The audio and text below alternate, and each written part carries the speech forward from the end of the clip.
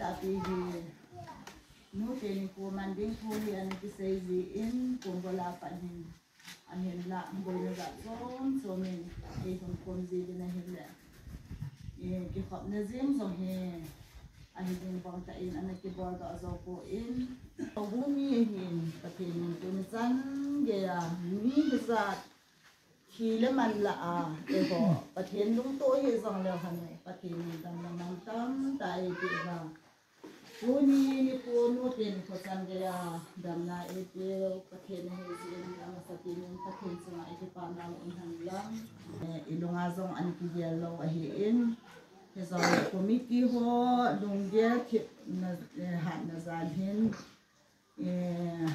ini funding ki komiti ho thulo na ang kinay tain hezon to komiti ho sa asong kipatu kasain Azizo lang kana sa dingin siya gati hizong de madong gela sa kitoy katelo ahiin itong gel kanihang kiham kate ahiin pinle komiti ho sung kiyo hiloba yung ho nila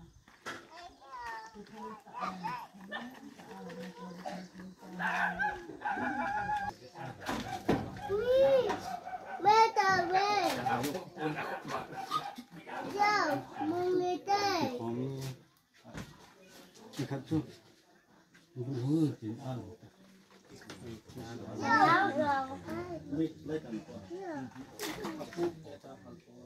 Aku lah tak nampak. Macam tu. Ya. Kita tu kebe tu kamu. Hah? Tu kebe lalu tu. Apa? Tu kebe lalu tu. Tu kebe tu na. Abonin buda. Cah tu lalu tu na. Apa?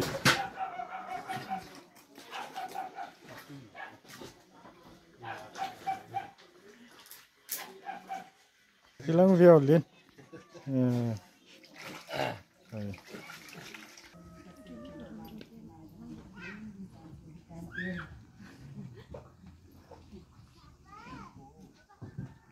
Boleh nak nak kau mau mana dek boleh nak sam boleh dek.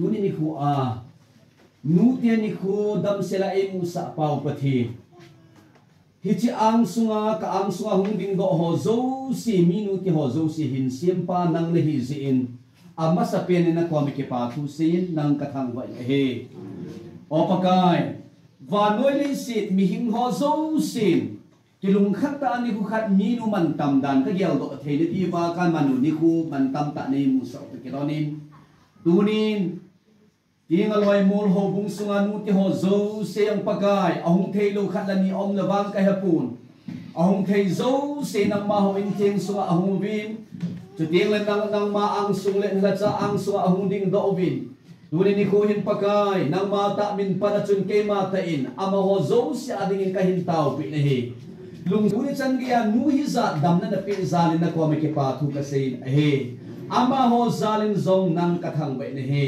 tunin minu hi the ding nang man na siam si vin chu teng la cha le naw him the nang man na ko in Chunabana izaram khan zong tu la cha zong muthia na koi ta a hin ko dam na pi zalin na min ka thang bo ne o pakai tu kuma nu te ni ko man tam ta amu bango hin kum kit zong le muthei ding nang man dam na pi min tin na ko ma ka taw pi ne he chu keng le ami lu hi na mo si hilova pakai man tam ta mi nu hi jing thei ding in amo po now ay hibang ta azo thei chi mi nu hidingin that thei bo bin kin ko makatawin